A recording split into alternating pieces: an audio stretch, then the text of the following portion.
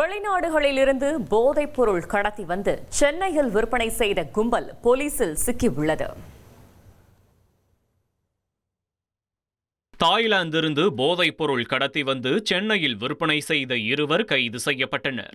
போதைப் பொருள் தடுப்பு நுண்ணறிவு பிரிவு மற்றும் வானகரம் காவல் நிலையத்தினர் ரகசிய தகவலின் பேரில் சர்வீஸ் சாலையில் காரில் வந்த இருவரை மடக்கி பிடித்து சோதனை செய்தபோது தினேஷ் மற்றும் மெக்கலன் இடமிருந்து மெத்தபெட்டமைன் மற்றும் கஞ்சா கைப்பற்றப்பட்டதை தொடர்ந்து அவர்கள் இருவரும் கைது செய்யப்பட்டனர். அவர்களிடமிருந்து போதைப் பொருள், பணம் மற்றும் 2 கார்கள் பறிமுதல் செய்யப்பட்டுள்ளன. அஞ்சல் மூலம் வெளிநாட்டிலிருந்து பொருள் பெற்றது விசாரணையில் தெரிய வந்துள்ளது. இனி செல்லும் இடமெல்லாம் செய்தி. தந்தி டிவியின் வாட்ஸ்அப் சேனலை ஃபாலோ பண்ணினா செல்ல இருக்கும் இடமெல்லாம் செய்தி. இதோ QR கோட் இப்பவே ஸ்கேன் பண்ணுங்க, ஃபாலோ பண்ணுங்க.